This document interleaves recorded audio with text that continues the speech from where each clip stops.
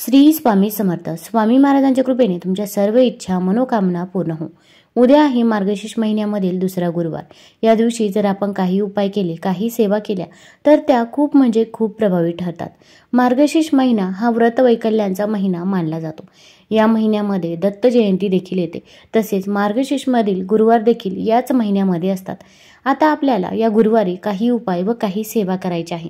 अगदी आपण या दिवशी उपवास किंवा व्रत करत नसाल तरी पण आपण या दिवशी काही उपाय करावे, तसेच सेवा कराव्या की ज्यामुळे आपल्याला माता लक्ष्मीचा आशीर्वाद हा प्राप्त होईल व आपल्या घरामध्ये सुख शांती समृद्धी येईल. आता भरपूर महिला व पुरुष गुरुचरित्र पारायण करत असतील किंवा स्वामी चरित्र सारामृत पठण करत असतील किंवा इतरही काही सेवा करत असतील तर आपण कोणतीही सेवा करत असू तरी पण आपण हा उपाय करू शकतो. फक्त मासिक धर्म असेल किंवा सूतक असेल तर या काळामध्ये आपल्याला हा उपाय ही सेवा करता येणार नाही. तर या दिवशी कोणते उपाय करावे, कोणत्या सेवा कराव्या हे जाणून घेण्यापूर्वी तुम्ही चॅनलवरती नवीन असाल तर चॅनलला लाईक करा व सबस्क्राईब देखील करा.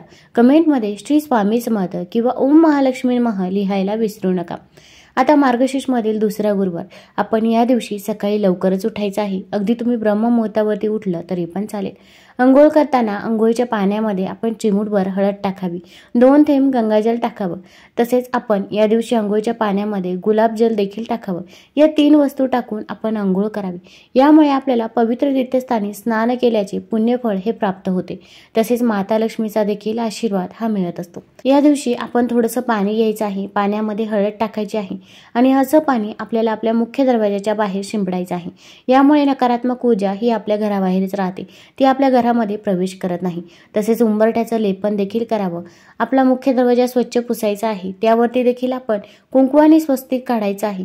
स्वस्तिक हे शुभतेचं आणि मांगल्याचं प्रतीक समजलं जातं. जिथे स्वस्तिक काढलं जातं तिथे नेहमी शुभ कार्य ही होत असतात. आपण आंब्याच्या पानाचं तोरण देखील मुख्य दरवाजावरती लावू शकता. 11 आंब्याची पाने घ्यायची आहे, ती स्वच्छ धुवून घ्यायची आहे.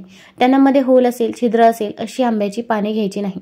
आता 1 आंब्याचं पान आणि 1 सफेद फूल किंवा पिवळं फूल अशा प्रकारे 11 आंब्याची पाने आणि 11 सफेद फुलांचं तोरण बनवून घ्यायचं आहे. प्रत्येक आंब्याच्या पानावरती आपल्याला स्वस्तिक काढायचं आहे.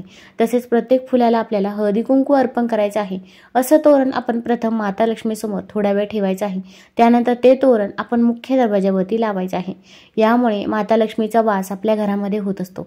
तसेच आपल्या घरामध्ये कोणताही व्यक्ती असो, अगदी त्या व्यक्तीच्या मनामध्ये तुमच्याबद्दल नकारात्मकता असेल तर ती व्यक्ती देखील तुमच्या घरामध्ये येताना सकारात्मकताच घेऊन येत असते व आपल्या घराची, मुलांची, पतीची प्रगती होत असते. तसेच या दिवशी आपण आपल्या किचन ओटा स्वच्छ धुवायचा आहे, स्वच्छ पुसायचा आहे. किचनच्या शेगडीवरती देखील आपण स्वस्तिक काढायचं आहे. तसेच किचनच्या भिंतीवरती देखील आपण स्वस्तिक काढावं किंवा किचनमध्ये जर अन्नपूर्णा मातेचा फोटो असेल तर तिची देखील आपण पूजा, सेवा करायची आहे. यामुळे आपल्याला अन्नधान्याची कमतरता ही कधीही भासत नाही. आता या दिवशी आपल्याला लवंगाचा अतिशय प्रभावी उपाय करायचा आहे. त्यासाठी अगोदर आपण देवघरामध्ये एक दिवा प्रज्वलित करायचा आहे. तर आपण एक मातीची पंती घ्यायची आहे आणि आपल्याला एक प्लेट घ्यायची आहे. ती प्लेट आपण स्वच्छ धुवून स्वच्छ पुसून घ्यायची आहे. आता या प्लेटमध्ये आपल्याला स्वस्तिक काढायचं आहे. कुंकू घ्यायचं आहे. कुंकवामध्ये 2 थेंब गंगाजल किंवा गुलाबजल टाकावं आणि कुंकवाने या प्लेटमध्ये स्वस्तिक काढावं. त्यावरती थोड्याशा अखंड अक्षता ठेवायच्या आहे आणि त्यावरती मातीची पंती ठेवायची आहे. मातीची पंती ही माता लक्ष्मीला अत्यंत प्रिय आहे. अगदी तुम्ही दिवाळीमध्ये जी मातीची पंती वापरली होती ती देखील घेऊ शकता. फक्त घेताना ती स्वच्छ धुवून घ्यायची आहे. काळवंडलेली किंवा फुटलेली तुटलेली पंती आपल्याला घ्यायची नाही. आपण जर अशी पंती घेतली तर आपल्याला रिझल्ट देखील तसेच बघायला मिळतात. त्यानंतर या पंतीमध्ये आपल्याला शुद्ध तूप टाकायचं आहे. दुहेरी वातीची 1 वात करायची आहे. आता या दिव्यामध्ये देखील आपल्याला काही वस्तू टाकायच्या आहे. तर आपण एक साबूत लवंग टाकावं. लवंग हे कुठेही तुटलेलं फुटलेलं नसावं, त्याला पुढे फूल देखील पाहिजे असं लवंग त्या दिव्यामध्ये टाकायचं आहे. तसेच आपण एक हिरवी वेलची देखील त्या दिव्यामध्ये टाकावी. त्या दिव्याला हळदी कुंकू लावायचं आहे, फूल व्हायचं आहे. असा दिवा लक्ष्मी प्राप्तीसाठी लावला जातो. असा दिवा लावल्यामुळे आपल्या घराकडे माता लक्ष्मी ही आकर्षित होत असते. आता त्यानंतर आपल्याला काही सेवा करायची आहे. आता प्रत्येकाच्याच घरामध्ये माता लक्ष्मीचा फोटो हा असतो किंवा माता लक्ष्मीची मूर्ती असेल तर तिथे बसून आपण हा उपाय करायचा आहे. सर्वात प्रथम माता लक्ष्मीला ज्या काही वस्तू प्रिय आहे त्या सर्व वस्तू तुम्ही त्यांना अर्पण कराव्या. मग गुलाबाचं फूल अर्पण करू शकता किंवा कमळाचं फूल असेल तर ते अर्पण करू शकता किंवा अगदी लाल रंगाचं कोणतंही फूल माता लक्ष्मीला अर्पण केलं तरी पण चालेल. आता या दिवशी आपल्याला लवंगाचा अत्यंत प्रभावी उपाय करायचा आहे। तर पहिला उपाय आहे तो 108 लवंगाचा आहे। लवंग हे माता लक्ष्मीला अत्यंत प्रिय आहे आणि लवंगाच्या वासाने माता लक्ष्मी ही आपल्या घराकडे आकर्षित होते। आता या उपायासाठी आपल्याला एक मातीची पंती घ्यायची आहे किंवा कापूस जाळण्याचं भांडं घेतलं तरी पण चालेल। आपण माता लक्ष्मी समोर आसन घेऊन बसायचं आहे। आता त्या पंतीमध्ये आपण थोडेसे तांदूळ टाकायचे आहे। आपल्याला भीमसेनी कापराच्या वड्या घ्यायच्या आहे। भीमसेनी कापूर हा आपल्या घरामधील नकारात्मक ऊर्जा शोषून घेत असतो, त्यामुळे तुम्ही शक्यतो भीमसेनी कापूरच घ्यावा। जिथे पूजेचं साहित्य मिळतं तिथे तुम्हाला भीमसेनी कापूर सहज मिळून जाईल। आता आपण या तांदळावरती भीमसेनी कापूर ठेवायचा आहे आणि एक लवंग ठेवायचे आहे। आता आपल्याला माता लक्ष्मीचा ओम ऐं ह्रीं क्लीं चामुंडाय विच्चे हा मंत्र एकदा म्हणायचा। एक लवंग आपण त्या कापुरावरती ठेवायची। परत आपण ओम ऐं ह्रीं क्लीं चामुंडाय विच्चे हा मंत्र म्हणायचा। परत एक लवंग त्या कापुरावरती ठेवायची। अशा प्रकारे 108 वेळा आपण ओम ऐं ह्रीं क्लीं चामुंडाय विच्चे हा मंत्र म्हणत आपण 108 लवंगा जाळायच्या आहे। यामुळे आपल्या घरामध्ये जी काही नकारात्मकता आहे ती नकारात्मकता दूर होते व आपल्या घरामध्ये सुख शांती समृद्धी येत असते।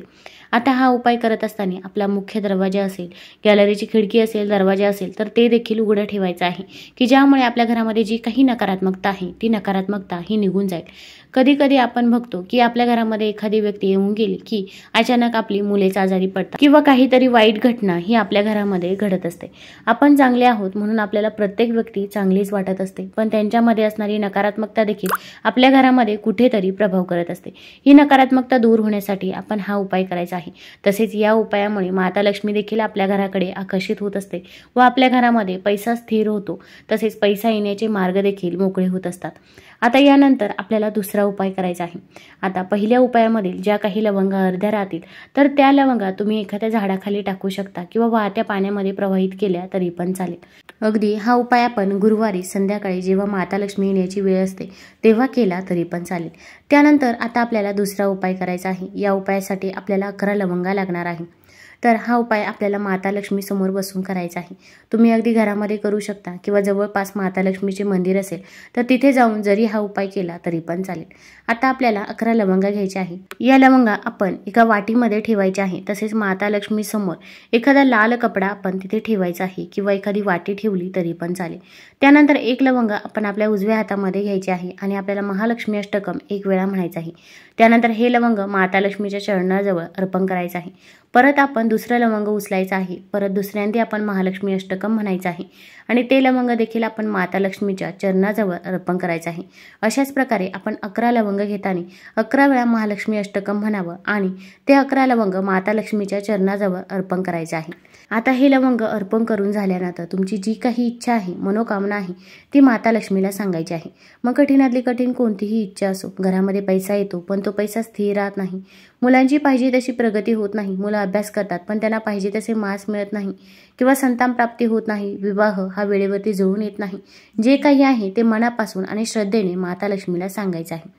आता आपल्याला अगदी महालक्ष्मी अष्टकम म्हणणे शक्य होत नसेल तर मोबाईलवरती देखील लावून देऊ शकता, श्रवण केलं तरी पण चालेल।